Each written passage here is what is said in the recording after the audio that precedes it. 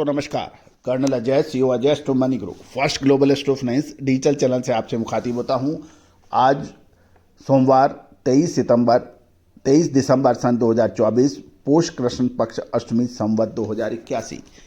दोस्तों, अजय स्टो money group देश का पहला चैनल है जो 42 कमोडिटीज 5 मार्केट पर लगातार अपडेट और विश्लेषण आप तक प्रस्तुत करते हैं। दोस्तों, हम वर्तमान ही नहीं भविष्य का भी करते हैं सटीक आकलन। आपको याद होगा, मटर को उछले ऊपरी स्तरों पर गिरावट के सबसे पहले हमने संकेत दिए थे। चने के अंदर 5500 से 5600 रुपए प्रति क्विंटल के भाव से हमने तेजी के अग्रिम अनुमान दिए थे, जो कि अक्षर सत्य साबित हुए। साथ साथ 8000 रुपए प्रति क्विंटल जब लॉरेंस रोड दिल्ली पर चने के भाव थे, उस समय हमने आपको मुनाफा वसूली के भी संकेत दिए थे, जो कि अक्षर सत्य साबित हुए हैं।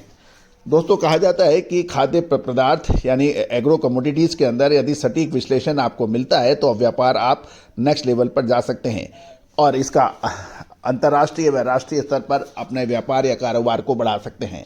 लेकिन शर्त और यही है कि आप अपने साथ विशेषज्ञों की टीम रखें, विश्लेषण प्राप्त करें और व्यापार को आगे भी बढ़ाएं।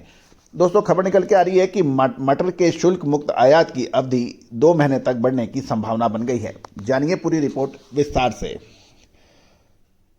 दोस्तों, इससे पहले हम आगे बढ़े, एक विनम्र अनुरोध, यदि आपको हमारा चैनल पसंद आता है और चैनल को सब्सक्राइब नहीं किया अभी तक तो चैनल को सब्सक्राइब अवश्य कर लीजिए, साथ साथ लाइक और शेयर भी कीजिएगा। खबर निकल के आ रही है कि देश में चने की कीमत को स्थिरता के कारण सरकार ने पीले मटर की आयात की शुल्क मुक्त आयात की घोषणा की थी, जिससे उद्देश्य ये था कि चने के दाम नियंत्रित रहे और चने की जगह मटर का इस्तेमाल अधिक हो सके। और गौरतलब है कि पीली मटर और उसका असर बहुत अधिक नहीं पड़ा। गौरतलब है कि अभी भी चने के दाम काफ़ी ऊंचे हैं। इसको देखते हुए पीली मटर का आयात शुल्क मुक्त आयात 2 महीने तक बढ़ने की संभावना बन गई है। गौरतलब है कि पीली मटर चने और तुअर दोनों का ही विकल्प माना जाता है। देश में चना सहित अन्य दालों की तेजी को रोकने के लिए सरकार ने इस साल की शुरुआत में मटर के शुल्क मुक्त आयात की अनुमति दी थी, जिससे चने की कीमत 8000 रुपए के स्तर से काफ़ी नीचे गिरी। गौरतलब है कि अब तक पीली मटर का आयात लगभग 30 लाख टन से ज़्यादा हुआ है और अभी भी 7 से 8 लाख टन मटर बंदरगाहों पर पड़ा हुआ है और मटर के दाम 3600 से 3800 रुपये प्रति क्विंटल के निचले स्तर पर देखने को मिले हैं। मटर सस्ता होने के कारण चने की 20 से 25% खपत मटर की ओर ट्रांसफर हुई है। विशेषकर चना बनाने वाली कंपनियों ने मटर का उपयोग अधिक किया है। गौरतलब है कि नाफेड ने बफर स्टॉक के लिए चने की खरीद लक्ष्य को पूरा करने में भी सफल नहीं हो पाया, क्योंकि बाजार के अंदर चने के दाम अधिक थे। इस संबंध में सरकार मटर